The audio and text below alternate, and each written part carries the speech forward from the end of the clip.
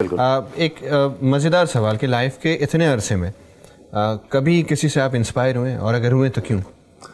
دیکھیں، source of انسپائریشنس تو بہت ساری رہی ہیں، جیسے مذہبی رجحان کے حوالے سے مختلف لوگ انسپائر کرتے رہے ہیں، اور فٹنس کے حوالے سے مختلف لوگ انسپائر کرتے رہے ہیں، ڈیڈیکیشن اور جذبے حوصلے کے حوالے سے، اور میرے والد صاحب خود میرے لیے ایک سورس آف انسپائریشن تھے.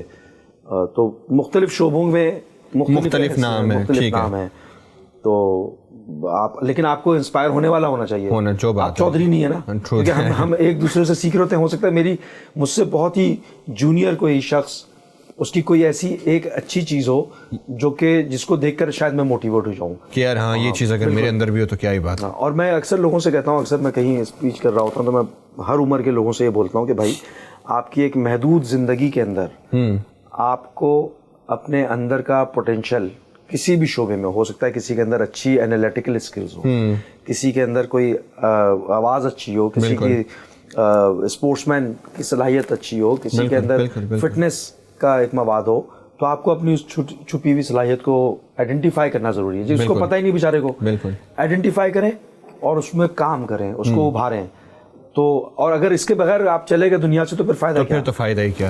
آپ نے اس لائف جرنی میں جتنا آپ نے سارا کام کیا، اور ابھی جو انیشیٹوز کے بھی بارے میں جو آپ نے بات کی کہ آپ یہ بھی کر رہے ہیں، آپ وہ بھی کر رہے ہیں، اور جو پلانس کے بارے میں آپ نے بات کی، کبھی آپ کو ایسا لگا کہ آپ غلط لوگوں کے بیچ میں صحیح کام کر رہے ہیں؟ دیکھیں، کام کرنے کا مزہ ہی اس وقت ہے جب آپ غلط لوگوں کے بیچ میں ہو، اور آپ کی اچھائی کا اسی وقت پتہ چلتا ہے جب آپ غلط میں ہو. اور ہو سکتا ہے کہ کوئی کچھ نہ کر رہا ہو اور آپ کچھ کر رہے ہو تو آپ خود نمایاں ہوتے ہیں. صحیح ہے. تو پرفارمنس جو ہے نا، وہ ہر سازش کو مار دیتی ہے، ختم کر دیتی ہے. تو ضروری نہیں کہ ہر جگہ پہ اچھے لوگ ملیں آپ کو. ہو سکتا ہے کہ پروفیشنل جیلسی ہو جائے کہیں نہ کہیں، انسٹیٹیوشن میں، آرگنائزیشن میں ہو سکتی ہے، کارپوریٹ سیکٹر میں ہو سکتی ہے، کیونکہ جو کچھ نہیں کر رہا وہ آپ کے اوپر تنقید کر رہا ہوگا. پھر کمپٹیشن اگر ہوتا ہے کہیں پر، تو کمپٹیشن اچھی چیز ہے، آپ کو نکھارتا ہے، ابھارتا ہے، آپ کو ریفائن کرتا ہے. بالکل.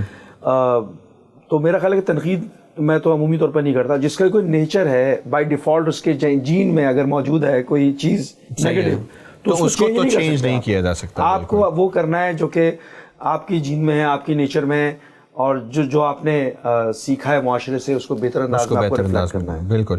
آپ کے پولیٹیکل سفر میں کوئی ایسا دردناک واقعہ جو آپ بتانا چاہیں، یا بہت سارے دردناک واقعات؟ دیکھیں، ہم تو سر منڈاتے ہی ہمارے اولے برسنا شروع ہو گئے تھے. جس دن MNA بنے اس کے اگلے مہینے کراچی میں جو ہے پہلے انڈکلیئرڈ پھر ڈکلیئرڈ آپریشن شروع ہو گیا تھا. صحیح ہے. اور وہ جس کو کہتے ہیں نا کہ وہ تمام چیزیں ناکردہ گناہوں کی سزا ہیں، اس صف میں ہم کھڑے ہوئے تھے. تو ڈیفینڈ کیا پارٹی کے موقف کو، بھرپور طریقے سے ڈیفینڈ کیا. ویکیوم بھی تھا. بہت دردناک واقعات دیکھنے کو ملے. یتیم بچوں کو دیکھنے کا موقع ملا، ان کی ماؤں کو جو مسنگ ہو جاتے تھے، ان کی ماؤں کو جواب دینا بہت تکلیف دہ ہوتا تھا، اور بڑا تکلیف دہ مرحلے سے گزرے ہیں ہم. لیکن ان سب مرحلوں میں کوئی ایک ایسا واقعہ جو آج تک آپ اس کے بارے میں سوچتے ہوں گے کہ یار وہ جو دن تھا نا، یا وہ جو واقعہ تھا، وہ میں شاید کبھی نہیں، مجھ کو ٹائم یاد نہیں، مجھ کو سن یاد نہیں، لیکن ایک ایسا لمحہ تھا کہ میں عباسی شہید میں ایک لاش کی شناخت کے لیے MNA تھا، میں اس علاقے کا. تو کچھ لڑکے مسنگ تھے، تو ایک بچی، چھوٹی سی بچی ہوگی میرے خیال 6-7 سال کی. صحیح ہے. وہ باہر بلک رہی تھی مردہ خانے کے، اور وہ شاید اس کو یہ بتایا گیا تھا اس کے والد جو ہے نا وہ مردہ خانے میں ہے. ٹھیک ہے. تو وہ اس کا چہرہ میں بھلا نہیں پاتا ہوں کہ وہ بچی بول رہی تھی میرے بابا اندر ہیں. وہ اپنے باپ کا انتظار کر رہی تھی، حالانکہ اس کا باپ جو تھا وہ پوسٹ مارٹم وغیرہ ہو چکا تھا، وہ اس کو دفنانے کی تیاری کرنی تھی، اور وہ باہر بیٹھی ہوئی یہ کہہ رہی ہے کہ باپ اندر ہے. اندر ہے. تو اس طرح کے ایک تو یہ اس بچی کا چہرہ میرے ہمیشہ ذہن میں آ جاتا ہے. اس طرح کے اور بھی بہت سارے واقعات تھے. تو ہوتے رہے. اللہ رب العزت ملک کو استحکام دے، اور کراچی کے لوگوں کا جو سفرنگ کی ہے، جائز ناجائز جو کچھ بھی ہوا ہے، وہ اللہ اس پہ عافیت کا معاملہ کرے. سر، ہم اکثر سنتے ہیں اس بارے میں کہ جب پاور ملتی ہے تو انسان بدلتا ہے.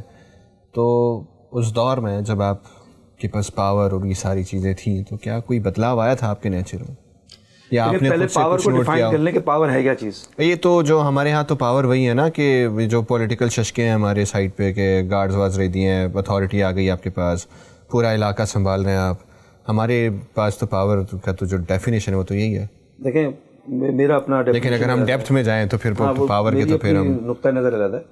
کیونکہ دیکھیں آدمی ہم نے کبھی بھی اس کو نہ تو پاور سمجھا, اس کو ذمہ داری سمجھی. صحیح ہے. اگر الیکٹ ہو کر آئے تھے تو وہ لوگوں نے اگر الیکٹ کیا تھا تو وہ ذمہ داری تھی. اور اگر آپ اسلامی نقطۂ نظر سے دیکھیں تو ذمہ داری کا ایک ایک لمحے کی ذمہ داری کا جواب روز محشر میں آخرت میں ہونا ہے مجھ سے, کہ آپ نے اس ذمہ داری میں کے دوران کسی کا استحصال تو نہیں کیا, کانفلکٹ آف انٹرسٹ کا شکار تو نہیں ہوئے.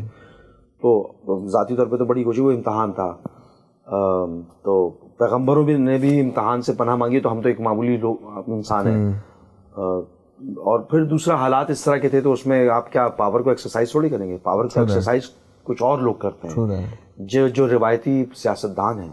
ہم تو عام لوگوں کے ساتھ اٹھنا بیٹھنا چلنا پھرنا یہیں سے براٹ اپ ہونا, تو ہم کیا کریں گے, واپس لوٹ کے تو انہیں کے پاس آنا ہے نا. تو آپ کو اپنی اوقات میں رہنا چاہیے, جو آپ کا اپنا ایک اسپیسیفک آپ جس کلاس سے تعلق رکھتے ہیں اسی میں رہنا ضروری ہے.